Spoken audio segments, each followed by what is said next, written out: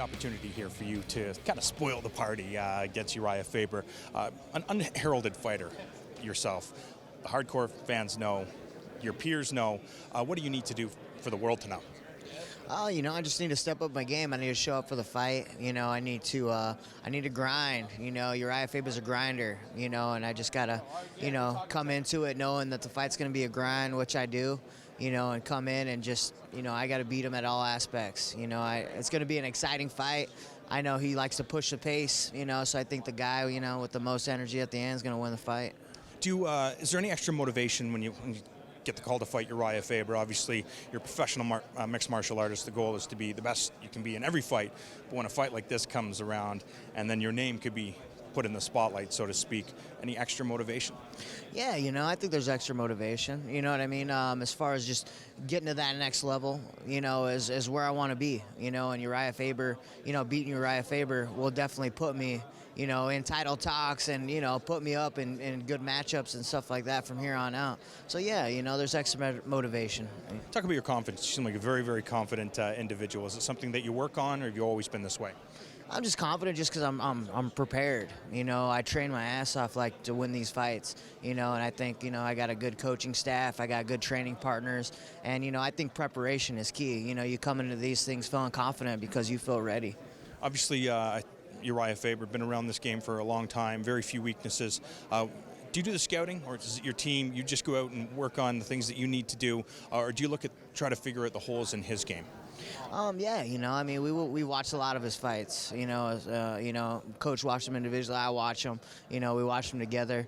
So there's a lot of breaking down. I mean, this is a huge fight. And something that if we can find any advantage, in his game, as far as flaws, we're gonna exploit that.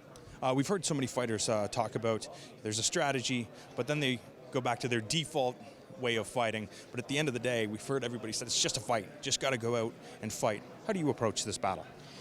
There's definitely a strategy. You know what I mean? If you can stick to the game plan, more power to you. It should work. But, as they say, it's a fight.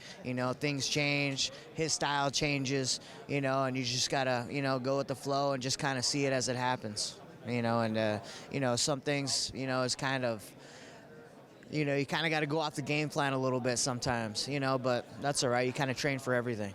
Do you like this type of thing? Are you comfortable with all the cameras around, or is it something that you got to get used to?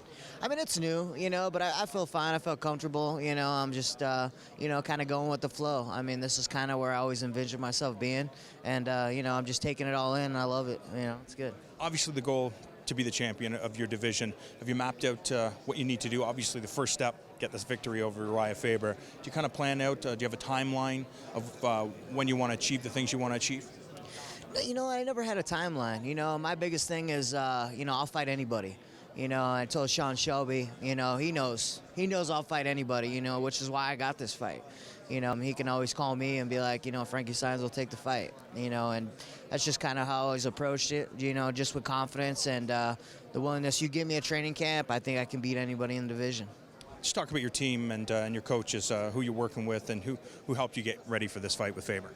My main coach, Roland Sillerop, I've been with him since 2008, and we started off with just a small team. Now I got Henry Cejudo training with me, Patrick Williams, a lot of UFC guys coming by, so we kind of built this team from just a couple guys, up to, we got some UFC stars, coming in the gym, but it just comes along with just, good work ethic, having the right pieces, as your team, as far as guys just really busting their ass and getting after it every day. How do you know what the balance is to make sure that you're not overtraining, that you're not kind of overdoing it? Because at this level, obviously you want to be as prepared as you can be, but at the same time, you don't want to overdo it.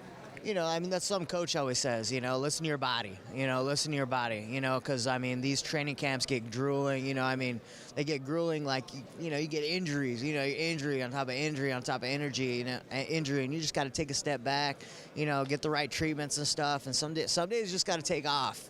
You're just hurting, you got to take it off, you got to make sure you're healthy going into the fight, and, that's the main thing is just listen to your body.